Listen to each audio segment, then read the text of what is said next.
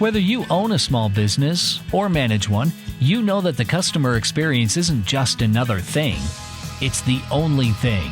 Angel Tuccy and Eric Reamer know it too, and they're starting a revolution in how people treat people in business. They're here to help you get your business right.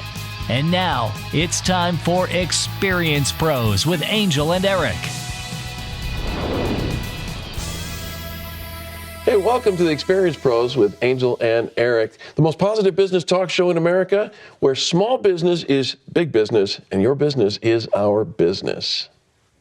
Today we have a wonderful show for you, including a touching story of what can happen when a local business owner steps in to help right a wrong. Then we'll take to the streets and pay a visit to one small business that the owner will likely never forget. If you network to build your business, you'll want to hear what Tony Rayburn of Extreme Relationship Management has to share with us. And then business coach Penny Brendan helps you gain 30 seconds of brave. And if you've ever tried to lose weight only to gain it right back, health and fitness coaches Eric and Raquel Hunsberger are here to inspire you to shed it and forget it. All that just ahead, but first I've got to admit, with all the millennials pouring into the workforce these days, I'm just not sure I can keep up with their language. With their language? Yeah, you know, Zoe Henry, who's a reporter for Inc.com, she suggests that the youth of today, specifically millennials, may actually be more literate than their older counterparts. But after hearing some of the things the kids are saying these days, I'm just not convinced. All right, what are they saying these days? Well, let me give you an example, and there's probably one that's more popular than most. You've heard the phrase, bae. I've heard the phrase bae. It means... Careful not to roll your eyes. Oh, sorry. I've heard the phrase bae. And it's like slang. It's short for babe. I can't get the second buh in there. Yeah, no. You're my bae. No, yes, I mean, the sentiment is on, but the term bae actually means before anyone else. Oh, surprise. So I'm going to go out with you at 8 o'clock because you showed up before the other guy showed up at 10. No. It indicates a romantic partner. It's not to be confused with the meaning in Danish, which bae in Danish means poop. Oh, goodness. It's true. Or back in the 1500s, that word actually referred to the sound that a sheep makes. You mean ba? No, it was bae. No way.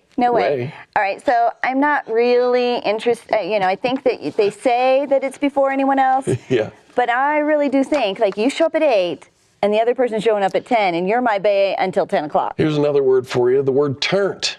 Turnt? Yeah, well, sometimes that word is paired with either up or down. Turnt up, turnt down.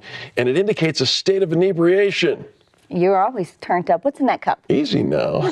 or are you turned down? Oh, my goodness. That's one to flag for the next time you host a happy hour at the office. The words are different these days, and I'm not sure they're all that much more educated. I think about how our parents probably felt, with some of the slang that we were using, but the phrase that they're using as bonked and the description that they're giving us. Did you say bonked? I said bonked. You can't say bonked. Okay, but the millennials, you're a lady. The millennials are saying that it means that I'm tired and exhausted.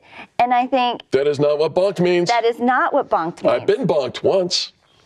Not what bonked means. No. Wouldn't mind getting bonked again. What? I'm just saying. Are you talking about sleeping? I'm exhausted. You're exhausted. See, I don't actually think that it means that they're tired or exhausted. So I think that they got busted. Getting bonked. Right? I'm getting bonked. And they're like, got in trouble for it. And I'm like, no, it just means I'm getting tired. Yeah, right? yeah. I'm totally bonked. Sure it is. All right. Well, there's your millennial chitter chatter, and I'm not so sure I'm all on board unless somebody wants to help me get bonked, and then that'd be fine. All right. It's time for viewer mail. This letter came in from a viewer in Dallas, Texas. It says, "Dear Angel and Eric, I'm in a pretty tight spot, and I don't know what to do. One of my friends introduced me to a close friend of theirs who added me to their email newsletter without my consent. Please help me know how to handle this. I don't want to offend either of my friend or hers, but I didn't ask for a daily newsletter that just clogs up my email inbox. Signed, Spammed in Dallas." All right, so here's my take on adding somebody to the newsletter without their consent. Just because somebody gives you their business card, their contact information, you do not have permission to add them to your newsletter. So here's a couple of things that you can send in a reply or in a response. Right. Do you, A, unsubscribe immediately? How dare they? Do you file them as junk? Because they deserve it. Or C, stay subscribed because you don't want to offend them. And D, do you unsubscribe? Your time and your inbox is sacred, and send them a nice note. Don't worry about any of that, folks. You know, all you really need to do is just ignore it. Put it in a file, put an automatic code that sends it to a delete file, and you don't have to hurt anybody's feelings, and you just kind of get on with your business. Right? You don't want to really send it back to them and say, I didn't subscribe, and you don't want to offend them by unsubscribing. So Right. Send it to that sneaky little inbox. You can flag that. Isn't it nice to know that you can flag those emails and send them away without hurting anybody's feelings? It's time for the part of the show that we call fan bragging. Fan bragging is where we intentionally take the time to recognize acts of kindness in business. Today's fan bragging features a story of a Vietnam veteran whose car was stolen and subsequently wrecked, and on Veterans Day, no less. Larry Vigil suffers from cancer and post-traumatic stress disorder, and on Veterans Day last year, 2 thieves stole his only transportation to get back and forth to his doctor's appointments. The thieves led the police on a chase throughout Colorado through 3 Colorado counties before wrecking Vigil's car and totaling it. And that's where our fan bragging story picks up. You see, our local Fox television affiliate and Mike Shaw Subaru of Denver teamed up and, well, let's hear the rest of the story in the first person. Michael Shaw, welcome to the Experience Pro Show. Thanks. Very nice to have you. Now, Great. tell Nice us to a be here. little bit about how this whole thing came about, and how did you guys get involved? It came about rather quickly, actually. As you said before in the intro, Mr. Vigil's car was stolen and wrecked and totaled on Veterans Day.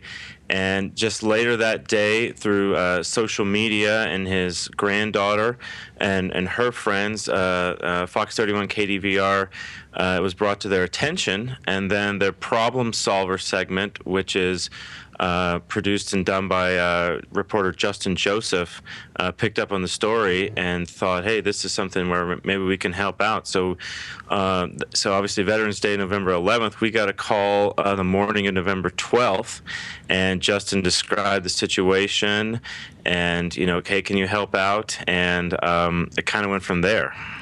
I love it. I love that you guys got involved and were, jumped in to help out. Really pretty immediate. You saw the need and knew that you could help. So what happens next? Do you get a hold of Vigil? Did he get to pick the car? Did you have one ready for him? How did that work out?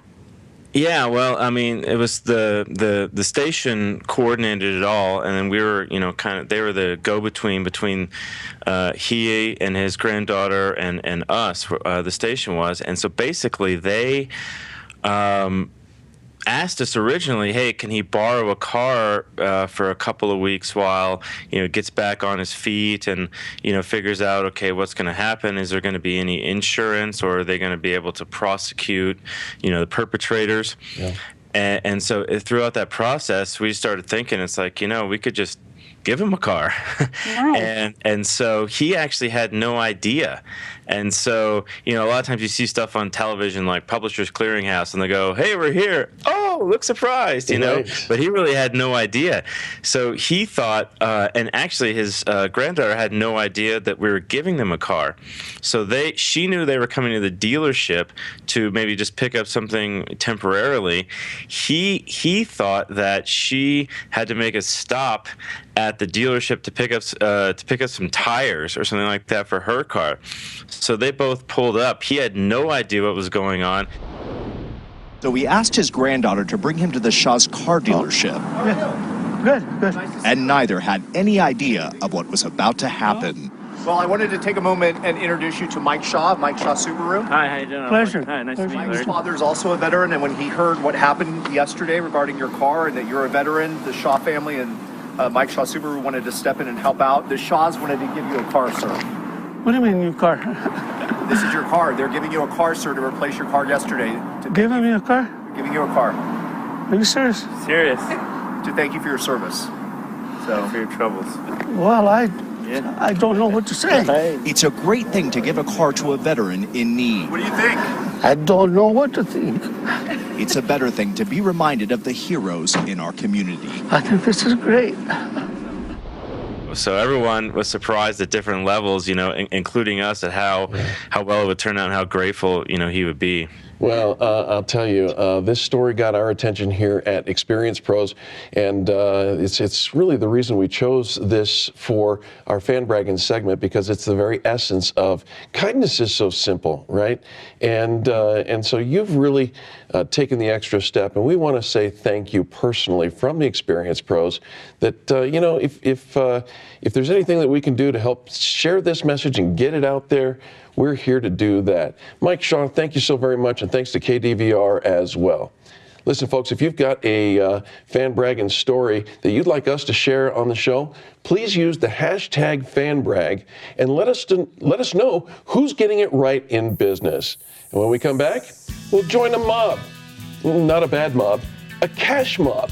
You'll definitely want to stick around and see what happens next. And still ahead, Tony Rayburn helps take the guessworking out of your networking. Your next $1 million customer could be a referral from that one person. All right here on Experience Pros with Angel and Eric.